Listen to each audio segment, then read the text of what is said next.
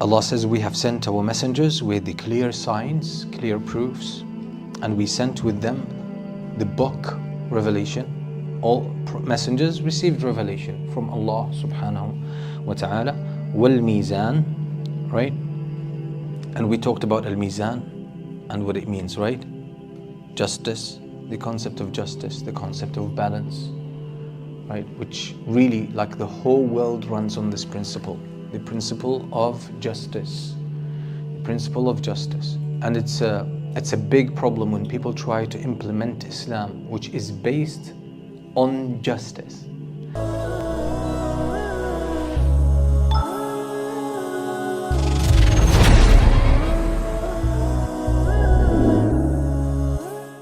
And is an implementation of the principle of justice, because justice is a divine principle.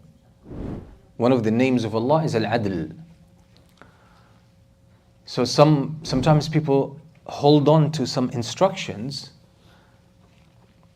right, or some kind of apparent meaning to the negligence of how this instruction fits within an ecology of other instructions of the whole Islamic system. And you can't apply, that would be an act of contradiction. Islam with injustice, that's contradiction in terms. That is contradiction in terms. And all of the mubtadi'ah in the history of Islam, their main problem was that they broke al-mizan, justice. So the Khawarij, when you listen to their arguments, they seem to be powerful. Why? Because all of their arguments, what was the arguments of the Khawarij? Qur'an. All of it Qur'an, and sometimes hadith. And they used it against the companions radiyallahu anhum. That puzzles you. A lot of the mubtadi'ah of today as well, a lot of their arguments, a lot of their discussions is what? Qur'an and hadith. So you'd say, how come? Yes, you can take what is true and apply it in a way that breaks justice, al-mizan, al-adl. Break that, and that would be injustice.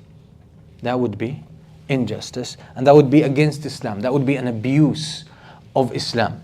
So you would apply a verse and neglect another verse, right? You don't see how a verse functions within, as we said, a system or an ecology of other verses and ahadith. This is how fiqh is made. This is how fiqh is derived from the principles. Many people have this naive idea that fiqh is what? Oh, one hadith, take the ruling, that's the ruling. Period. No, that's not how fiqh works. Actually, some of the scholars, they said it's a bid'ah that people started to take a text or the apparent meaning of a text and arrive at a ruling. That's not how fiqh is derived. The companions didn't do this. And you actually sometimes, and you come across this many times, but even recently I heard something like this, that someone would say, like the companions radiyallahu anhum, there's a hadith from the Prophet sallallahu alaihi wasallam, and then you find the companions, and many of the companions in public don't seem to have done what the hadith says. So there are hadith that have an imperative command. Do this. So this is amr. Amr in the Arabic language in usul al-fiqh, imperative, do, right? It means obligation. Unless there is what? There is another indication that removes it from command to recommendation. طيب. In the principle in usul al-fiqh, al-amru lil-wujub. إلا إذا جاءت قرينة تصرف الأمر عن الوجوب إلى الاستحباب أو غيره. Okay, so the command means obligation, unless there is another indication that removes it from obligation, either to recommendation or something else. So there would be a hadith from the Prophet ﷺ, and then someone would see, okay, so that's the ruling, you have to do this. But when you check, you find that the companions, some of them abided by the apparent meaning of the hadith, some of them didn't.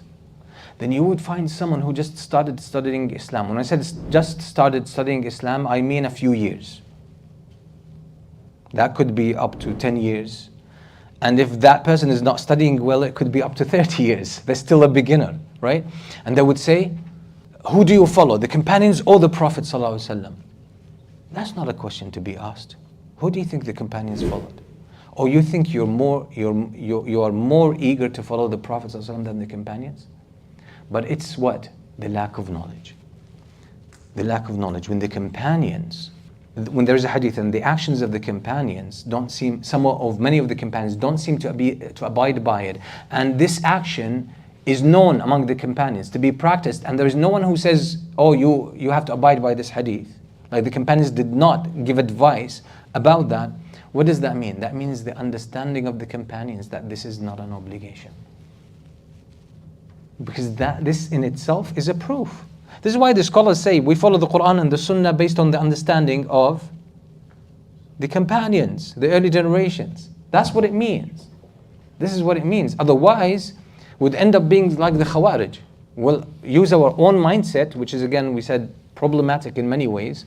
We'll use it to interpret the Qur'an and the Sunnah. We would arrive at conclusions that are far from what the Prophet ﷺ, his companions radiallahu anhum, and the Tabi'in practiced. Okay, so this is al-adl, this is al-mizan. لِيَقُومَ النَّاسُ بِالْقِسْطِ, so people establish justice. And everything in Islam is justice. Every ruling in Islam, every instruction in Islam is justice. The moment it departs from justice, it's not from Islam.